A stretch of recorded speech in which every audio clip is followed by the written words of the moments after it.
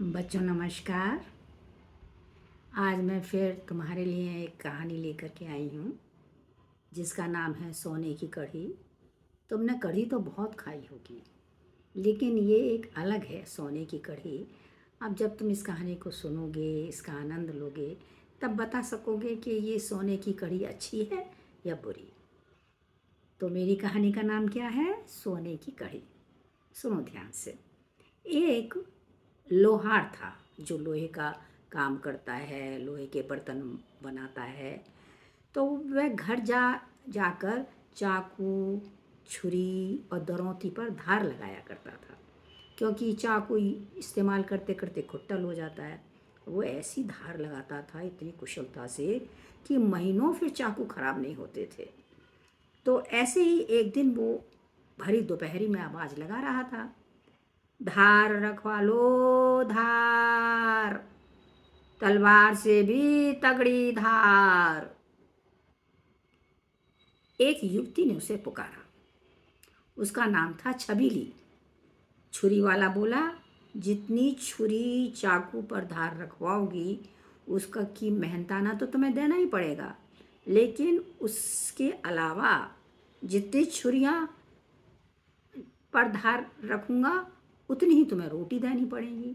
और रोटी तो चाहे छोटी हो जाए चाहे बड़ी, लेकिन उसके साथ सब्जी का कटोरा भर कर होना चाहिए एकदम। छबीली ने हंसकर अपनी गर्दन हिला दी। उसने 4 चाकुओं पर धार रखवाई और मजदूरी उसकी हथेली पर रख दी। फिर एक बड़ी सी थाली लाई, उसमें 4 रोटियां और एक कटोरी में कढ़ी रखी और उसके आगे खिसका दी। खाते समय उसने पूछा, ये पीली पीली सब्जी क्या है? बड़ी जायकेदार है। इसका नाम कढ़ी है।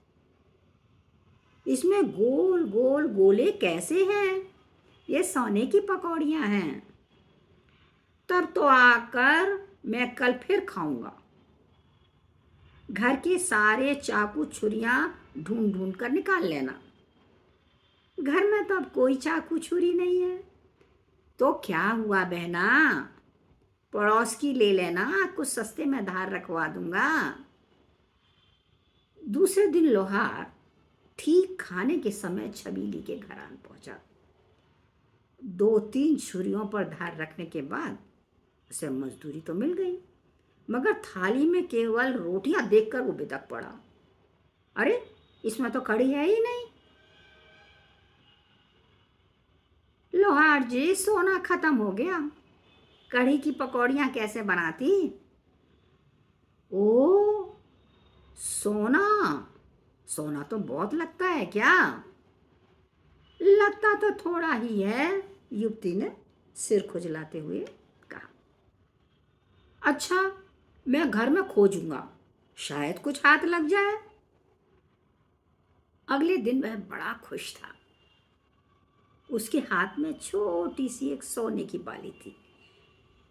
जब वह चाकुओं पर धार रखने के लिए गया तो रास्ते में युवती का घर पड़ा, छबीली का। 1 मिनट वहां रुका और बोला, लो यह बाली, इससे जल्दी से कढ़ी बना दो, और हाँ, 2-3 दिनों तक इसे चलाना।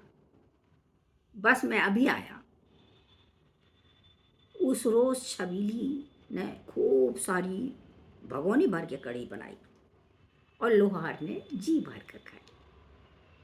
चलते चलते बोला, मेरी बीवी के लिए भी रोटियां दे दे और कढ़ी रख दे, बड़ी खुश हो जाएगी। छबीली तो उस दिन बहुत खुश थी। उसने खुशी खुशी उसकी पत्नी के लिए भी रोटियां दे दी। भाई, कढ़ी खाने वाला खुश और कढ़ी बनाने वाले भी खुश। अब तो हर तीसरे चौथे दिन चोरी छुपे लोहार पत्नी का गहना ले आता और छबीली के हाथ में सौंप देता। छबीली मटकती गुनगुनाती उसे अपने खजाने में रखाती। एक दिन छबीली ने फिर कढ़ी नहीं बनाई। अब लोहार तो इस बार नीला पीला हो गया। छबीली भी कम नहीं थी। बोली, सोना तो खत्म हो गया है, तूने तो कड़ी कड़ी की रट लगा रखी है। अब तो लोहार और भी झल्ला गया। चिल्लाकर बोला, मेरे लाए सोने से तुमने कढ़ी बनाई, तुमने खाई, तुम्हारे घर वाले और बच्चों ने भी खाई। एक दिन तुम अपने सोने से मेरे लिए कढ़ी नहीं बना सकती? उसकी चिल्लाहट सुन करके पास पड़ोस के लोग भी वहां आकर के इकट्ठे हो गए और लोहार की बात सुन करके वो तो हंस पड़े। तुम लोग खी खी करके दांत निकाल रहे हो। लोहार और भी झल्ला गया। एक देहाती मस्कराता हुआ बोला, अभी तक तूने सोने की कढ़ी खाई है, मैं तुझे लोहे की खीर खिलाऊंगा, कढ़ी से भी ज्यादा चायकेदार होगी। तू मेरे साथ मस्खरी कर रहा है? लोहे की खीर? उल्लू भी बना रहा है? लोहे से बर्तन और औजार तो मैंने बनाए हैं, पर खीर कभी नहीं। अगर तूने खीर बना दी तो लोहे को चबाएगा कौन? लोहार जी, तुमने जब सोने की पकौड़ियाँ चबा ली तो लोहे के दाने भी तो चबा सकते हो। लोहार को एकदम झटका लगा और सिर पकड़कर बैठ गया। बड़बड़ाया, मुझसा मूर्ख भी भला कोई दुनिया में होगा? सोना और लोहा तो मौसेरे भाई हैं, दोनों ही दांतों से नहीं चबाए जा सकते। यह छोटी सी बात मेरी समझ में नहीं आई। लेकिन कुछ देर बाद हिम्मत जुटाई और खड़ा हो गया तनकर। बोला, अब मेरी बारी है, देखना किस किस को मजा चखाता हूं। लोहे की तरह पीट पीट कर इस चालबाज औरत से अपना सोना ना निकलवा लिया तो मेरा नाम लोहार नहीं। इतने में उसका पति आ गया। भेद खुल जाने के डर से छबीली तो कांपने लगी। उसे देखते ही लोहार बोला, साहब, आपकी पत्नी ने मुझे लूट लिया और मैं मूर्ख जीव का गुलाम उसकी बातों में आ गया। इससे कहिए मेरे सोने के जेवर वापस कर दे। सारी बात जानने के बाद वह अपनी पत्नी की करतूत पर बड़ा शर्मिंदा हुआ। छबीली समझ गई अब उसकी खैर नहीं। उसका पति ज्वालामुखी की तरह किसी भी समय फट सकता है।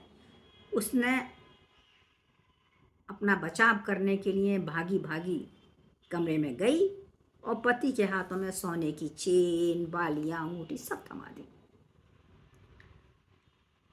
पति लोहार को गहने लौटाते हुए बोला, भाई, आगे से जरा सावधान रहना। छबीले का पति तो बहुत अच्छा था, इसीलिए उसने कहा, भाई, आगे से जरा सावधान रहना। इस दुनिया में तो उल्लू बनाने वाले बहुत से मिल जाएंगे। अब लोहार को तो अकल आ चुकी थी। अब तो वो बहुत सोच समझ करके आगे बढ़ता था। तो बच्चों, बात तो छबीले के पति ने ठीक कहा है। बहुत से ठग दुनिया में घूमते रहते हैं और हमें बहुत सावधानी से उनसे बच करके रहना चाहिए। तो बच्चों, कहानी तो ख़त्म हो गई। अब तुम बताना ये कहानी कैसी है।